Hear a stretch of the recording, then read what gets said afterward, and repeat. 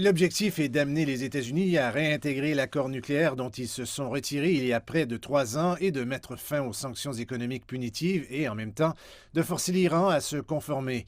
L'Iran a enrichi de l'uranium bien au-delà des limites énoncées dans le pacte une fois que le président de l'époque, Donald Trump, a retiré les États-Unis de l'accord en l'appelant le pire accord jamais négocié. L'Iran a recommencé à enrichir de l'uranium à 20 % de pureté dans sa violation la plus importante de son accord de 2015 avec les puissances mondiales pour mettre fin aux sanctions nucléaires.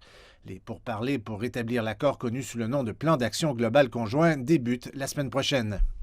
Nous avons convenu de pourparler avec nos partenaires européens, russes et chinois pour identifier les problèmes liés à un retour mutuel au respect de l'accord sur le nucléaire avec l'Iran. Mais les États-Unis et l'Iran ne se retrouvent pas face à face. Les pourparlers seront essentiellement présidés et supervisés par les groupes de travail formés par l'Union européenne. Nous ne prévoyons pas actuellement qu'il y aura des pourparlers directs entre les États-Unis et l'Iran tout au long du processus, même si nous restons certainement ouverts à cette possibilité. L'Iran adopte une approche différente. Le ministre des Affaires étrangères du pays, Mohammad Javad Zarif, tweetant « L'objectif, finaliser rapidement les mesures nucléaires visant à lever les sanctions pour l'élimination chronologique de toutes les sanctions, suivies de l'arrêt par l'Iran des mesures correctives.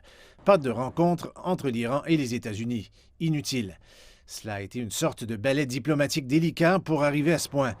Lorsque Donald Trump a retiré les États-Unis de l'accord nucléaire, il a mis en œuvre des sanctions sévères contre l'Iran en espérant que ces dispositions ramèneraient l'Iran à la table de négociation. Cela n'a pas eu les effets escomptés. Depuis lors, les deux pays ont d'abord demandé des concessions de la part de l'autre partie. L'Iran et les États-Unis craignent, chacun de leur côté, que de faire les premiers pas ne donne une impression de faiblesse face à leurs populations respectives.